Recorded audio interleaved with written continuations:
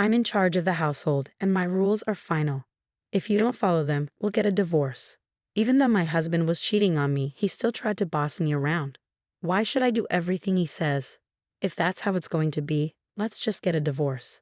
I put all the loans in his name so he would see how much I contributed to our life together. My name is Belle. I'm 36 years old and work as a systems engineer. I've been married to my husband Derek for 6 years.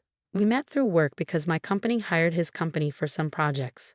When I was working for his company as a temp, he was very nice to me. We started hanging out outside of work, dated for a while, and then he proposed. I said yes. When I got married, I left my job at the company. Working as an engineer was very demanding and stressful, and the pay wasn't great. I was worried that if I kept working like that, I wouldn't have enough time for my husband, and our relationship would suffer. So I decided to become a freelancer. This way, I could have more time for household chores and to be with my husband. At first, freelancing didn't make much money, but I had engineering experience. Gradually, I got more clients and my income grew. I was surprised at how quickly things improved and was thankful for my husband's financial support during that time. I worked hard on housework, even though cooking wasn't my strong point. I used recipe books to try different meals to keep my husband happy. "Thanks for cooking and cleaning. It really helps me out," he said. His praise made me feel good. In the beginning, we respected each other and had a happy life. But after a few years, my husband suddenly suggested, "Isn't it time for us to get a new house?" Huh? A new house? I was shocked when my husband brought it up. He's not the type to save money. "Well, shouldn't we save a bit more first?" I asked. "What are you talking about? I earn a good income, don't I?" Yeah, but we haven't had any financial issues since we got married," I said, even though I wanted to mention that it was because of my income too. Although he gave me money for household expenses, he always used up his own allowance before payday. So I saved as much as I could from my own freelancing income and added it to our budget. That's how we managed to live comfortably without any financial problems. I was thankful for his income when we first got married, which is why I didn't tell him that my freelancing income had grown. I didn't want to hurt his feelings by revealing how much I was actually making. Even if I felt like we might have spent too much, our lifestyle hadn't changed. I realized my income had probably increased and wondered if my husband didn't fully understand his own finances. I was surprised by his excitement about building a new house, and I didn't know how to stop him. "What kind of house are you thinking of?" I asked, trying to find a way to build something affordable while considering his preferences. But he kept adding more and more features. "If we want to include all of these, the house will be very expensive," I said. "It's not a big deal. It's a once-in-a-lifetime purchase, and my income should cover it, right?" he replied. I was puzzled about how he came to that conclusion. I regretted not telling him about my increased income and decided it was time to do so to help him understand. "Direct, about the household expenses, I actually contribute a significant amount from my income too," I said. For some reason, he didn't believe me. "Come on, don't be so slow about this." "I'm not lying," I insisted. I wanted us to buy a more affordable house, but my husband didn't listen. He used his salary to take out a loan for a house that was stretching our budget. At first, I thought we were managing our money well, but over time, his spending got out of control.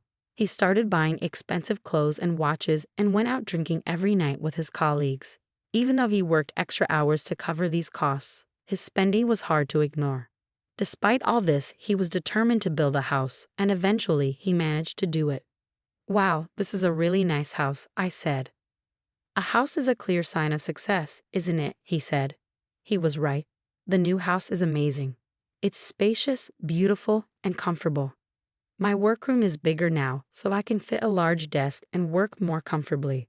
This has made me more productive, and I'm thankful for that. But I'm still anxious about our monthly mortgage payments. My husband doesn't seem to understand that we're paying off a long-term loan every month. The house is in his name, but he tends to overspend, so his account is often empty. Because of this, I have to transfer my income into his account just to cover the mortgage. I'm getting frustrated with him, so one day, I decided to talk about it. "Don't you think you've been spending too much lately?" I asked. "I need you to think about things like the mortgage for the house," I said. My husband frowned and replied, "What are you talking about? We've been living normally since we bought the house."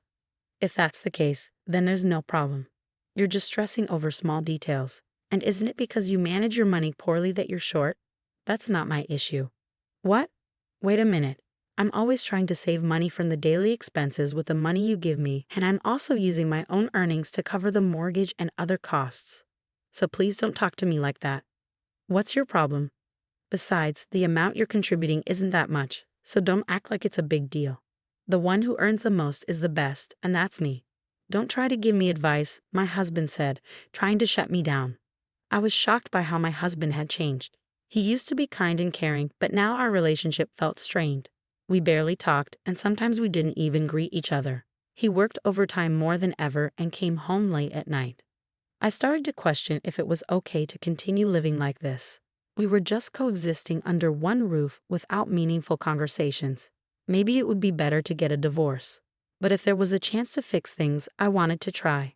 After thinking it over, I decided to take the first step and reach out to him. But my efforts were crushed when I saw him in town one day. I had gone out to buy a birthday gift for a friend. It was a weekday, so my husband should have been at work. But instead, I saw him in town, dressed casually, walking with a young woman I didn't recognize. I was stunned and immediately thought he might be having an affair. To find out the truth, I hired a private investigator. After about 3 weeks, I got the results and went to the detective agency. It turned out my husband was indeed having an affair. The woman was his colleague, and their relationship had been going on for about 2 years. I finally understood why my husband had started spending so much and coming home late. It was because he was having an affair. I was furious, especially after all the verbal abuse he had directed at me. He was the one being unfaithful. I felt foolish for trying to protect his feelings and our marriage. I decided to stop doubting and take action right away. When I rushed home, my husband was sitting on the sofa watching sports. I stood in front of the TV and laid out the evidence of his affair in front of him. "Explain this," I demanded. At first he looked surprised, but his expression quickly changed. "Oh, that's Meg. She's my new wife." "New wife? What are you talking about?" "Well, now that you know, there's no point in hiding it. Unfortunately, you're no longer needed." "What are you saying?" "Frankly, I don't need you in my life anymore. But Meg doesn't want to do housework, so you can stay and take care of that for her." "What? Are you out of your mind? I would never do that." When I said that, my husband's face turned red with anger. "I'm the breadwinner here, so my rules are final. If he can't follow them, then it's divorce." Even though he was having an affair, he was still trying to control me. Why should I listen to him? "Fine, let's get a divorce." "Huh? You had an affair, so we can't stay married. Let's just get a divorce." He was surprised but soon agreed. "Okay, but don't come crying to me later. But you need to help me change the names on the utility bills and the car loans we just took out."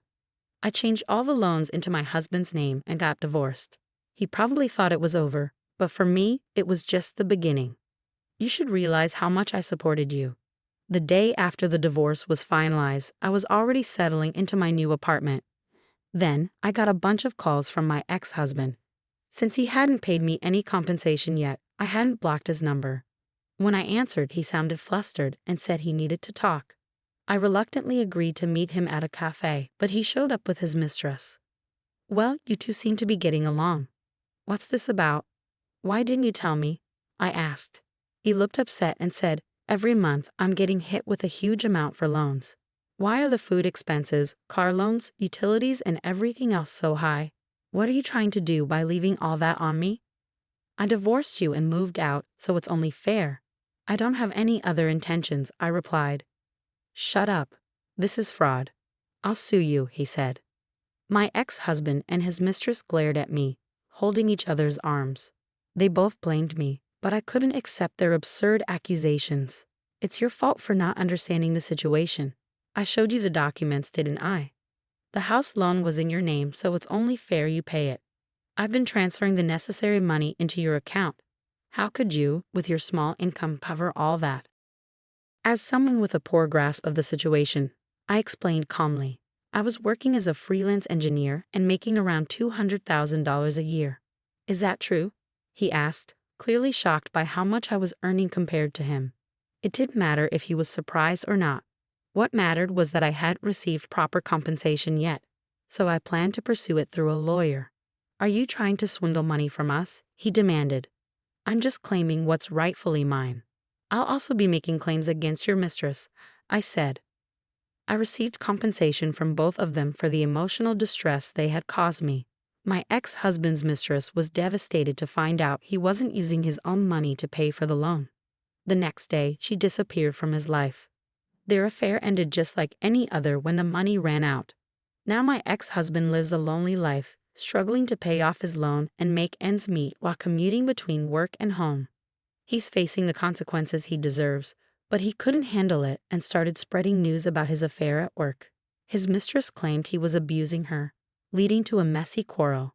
Since neither of them was credible, no one believed their claims. His financial troubles worsened, and he was eventually demoted and received a pay cut due to his inability to focus on work because of his mounting debts. It's all his own fault, and frankly, he brought it on himself. As for me, I was nervous at first when I moved into my new high-rise apartment, but now I'm enjoying my life here. I'm not interested in marriage or romance for a while, but that doesn't mean I want to be alone forever. If I meet someone in the future, I hope we can build a supportive relationship based on what I've learned from this experience. For now, I'm focusing on working hard and making the most of my time for myself.